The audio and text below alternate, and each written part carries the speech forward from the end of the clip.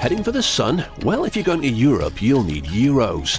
They were designed to prohibit counterfeiting and use an external ring and a sophisticated sandwich of metal for the filling.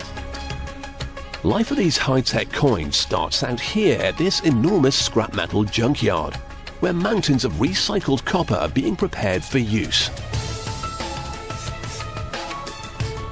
They're squeezed by an immense hydraulic ram which makes giant cubes of the stuff, weighing in at 8 tons each.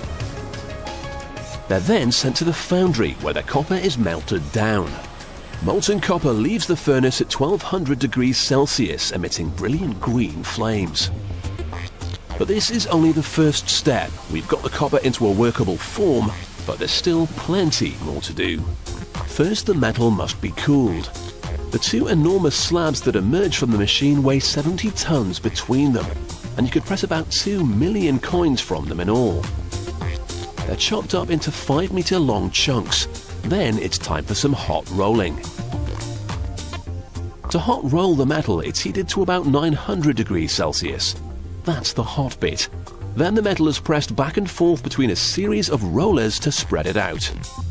Hot metal is far easier to manipulate than cold. So by pressing it through the rollers, the factory ends up with a really long sheet of copper.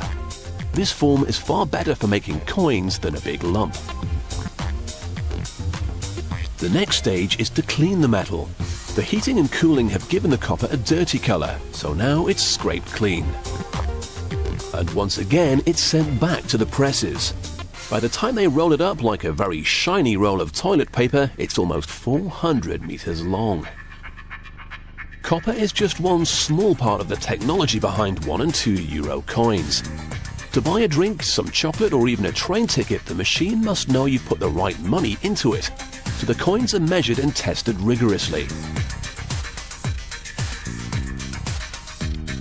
The most important test is how magnetic the coin is, and that's the high-tech bit. Different metals have different magnetic fingerprints. The 2 euro special characteristic is the filling for its hole. This is made up of 3 layers of metal compressed together. There's copper on the top and bottom, and the middle is nickel. To make this filling, the different metals are fed into the machine and compressed together so hard they can't be separated. From this sandwich of metal, we can now start to stamp out some coins. This press hammers the sheet 250 times a minute as it cuts the fillings for the big 2 euro coins. If you look closely, you'll see the nickel sandwich with copper alloy on top, nickel in the middle, and copper alloy on the bottom. Meanwhile, in another part of the factory, another machine is stamping out the outer rings. These big hoops will be filled with the copper-nickel sandwich. The middles that have been removed will be returned to the furnace to start the process all over again.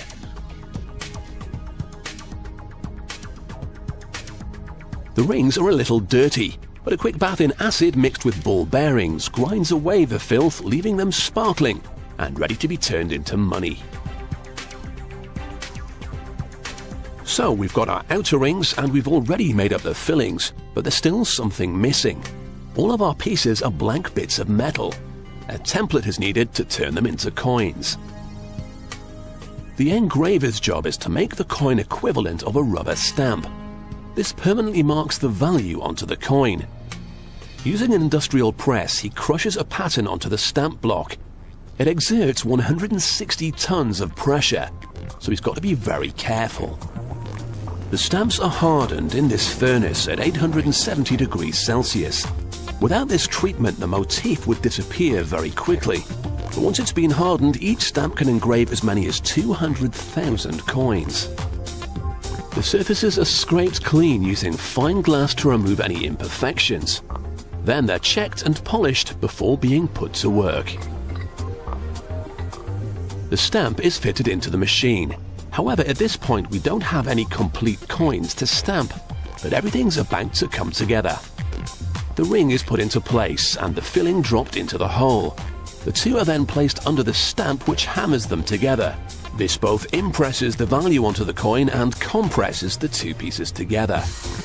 What emerges from the pipe is a brand new €2 coin ready to be spent. So by crushing together some ordinary copper and nickel, we end up with the elegant sophistication of the high-tech €2 coin.